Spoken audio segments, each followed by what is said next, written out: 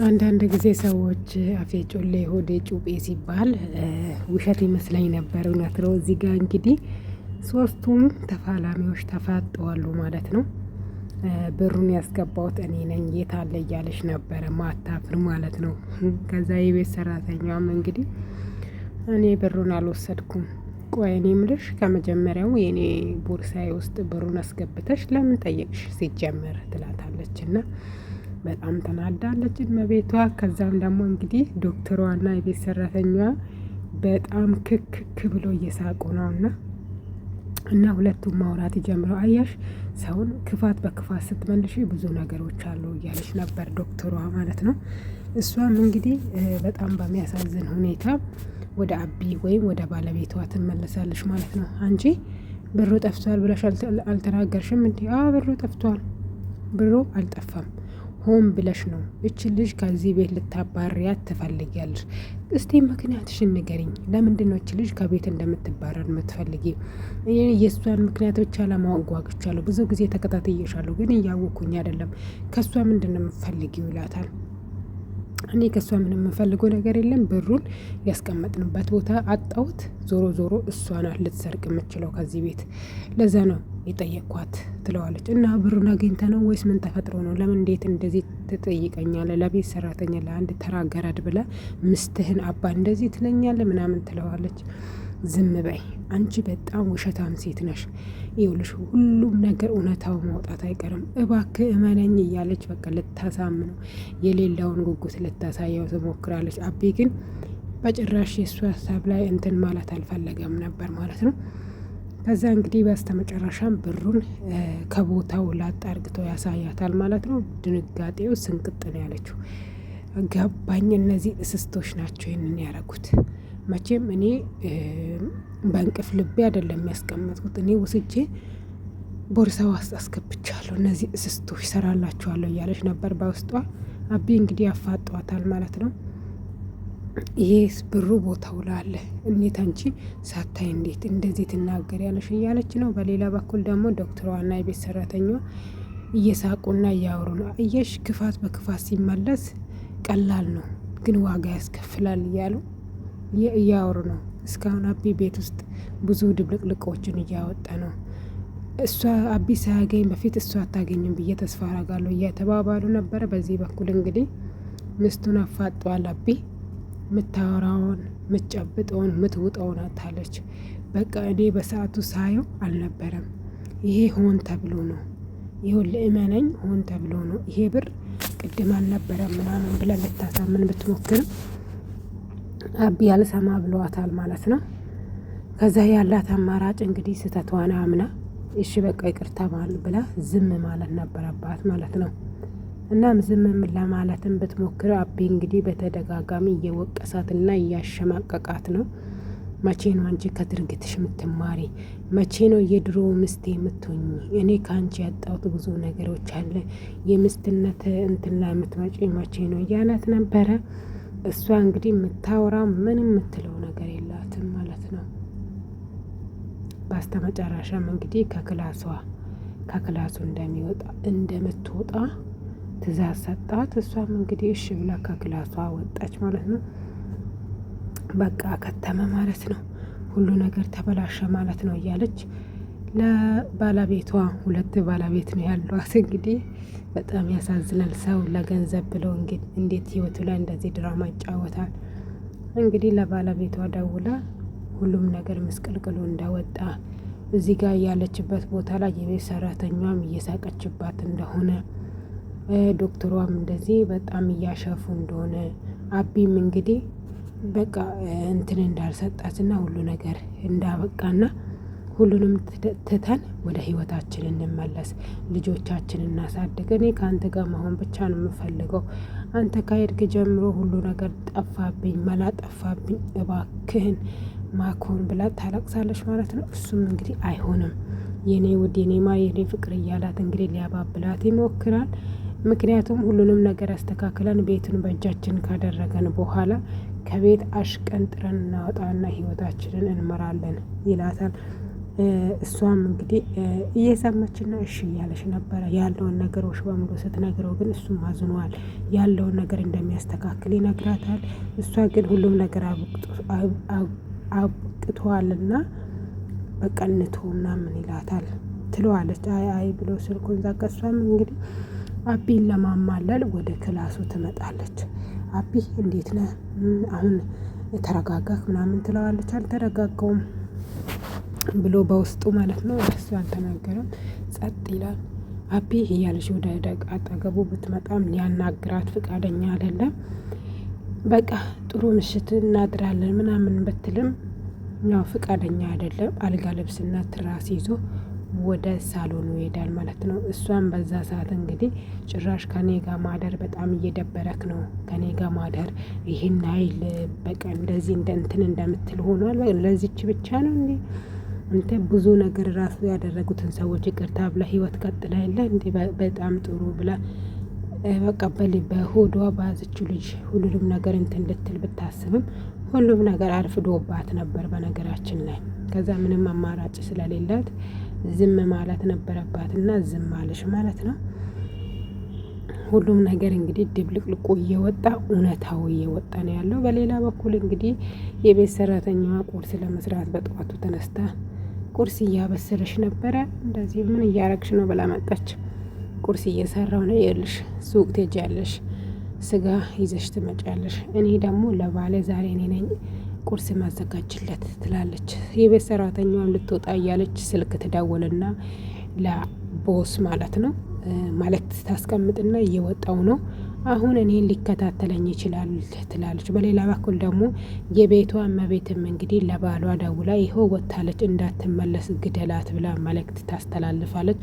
ሁለቱም የየራሳቸውን መልእክት ይዞ መሄድ ይጀምራሉ ማለት ነው። ሰራውልሽ እዚህ ቤት ሁለተኛ አትመጪም እያለች ነው። የቤት ሰራተኛዋ እንግዲህ ጥንቃቄዋን ይዘ እየሮጠችና እየተራመደች ነበረ። እንደዚሁም ደግሞ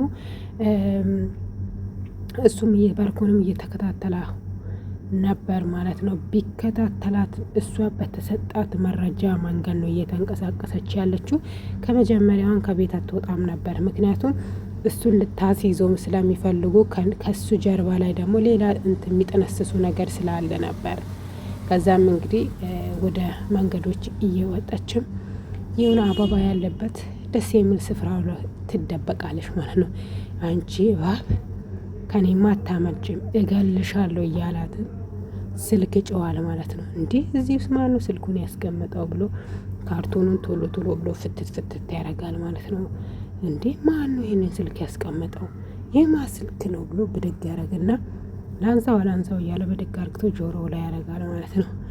ጆሮ ላይ ሲያደርግ የሰማውን ነገር ማመን ነው ያቃተው። አንተ ሰውዬ ስጦታዬን ደስ አለህ? አንተ ማን አባት ነው? ለምንድን ነው ከፊት ለፊቴ ማትጋፈጠኝ? የምን አባት ስጦታ ነው? አንተ ቆይ ማነክ ብሎ ሊያስፈራራ ይሞክራል። ስጦታዬን አላየክም ማለት ነው። ውስጡን ከፍታ ይኸው ይላል።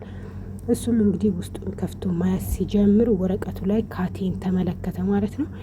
ይሄ ካቴን ምን የሚደረግ ነው ምናምን እያለም ስልኩ በጣም በኃይለኛ ሳቃና ጆሮ ላይ ስልኩ ይዘጋል። ከኋላ ሁለት ጎረምሶች ሲመጡ ይታያሉ። ለካ ልብስ አለበሱም እንጂ ፖሊሶች ነበሩ። እንግዲህ ፖሊሶች ለሁለት ይዞ ወደ ፖሊስ ጣቢያ ተፈልጋል፣ በጥርጥር ወንጀል ተከሳል ይላል። ምን ሰውን ከሰው ጋር ተመሳስዬባችሁ እንዳልሆን እኔ አይደለሁም ምናምን እያለ የቤት ሰራተኛዋ እንግዲህ ተደብቃ ወጥታ እያየች ሰራውልህ ምናምን እያለች ነበረ። ከዛም እንግዲህ ሁሉም ነገር በአሁኑ ሰዓት ላይ ያበቃል። እንደዚሁም ደግሞ አቤን ከምስቅልቅሉ ህይወት አወጣዋለሁ ምናምን እያለች ለቦሷ ትደውልለታለች ማለት ነው። ይኸውልህ ያልከውን ነገር በሙሉ አደረግኩ፣ በጣም ጎበዝ ነሽ፣ አይቻለሁ፣ ተይዟል፣ አሁን ይታሰራል፣ ግን ሊፈታ ይችላል ምናምን ስትል አሁን ሊፈታ ይችላል ይላታል ቦሷ ማለት ነው። ከዚህ በፊት ያደረገችውን ነገር ደግሞ የቤት ሰራተኛ ወደ ኋላ ተመልሰ ማሰብ ትጀምራለች። ከዚህ በፊት ቦስ ሲልክ ፎቶ ወይም ፖስታ ወደ ክላሷ ታስገባለች፣ የእመቤቷ ማለት ነው። እዛን ጊዜ እመቤቷ በጣም ተናደ ነበር ማለት ነው።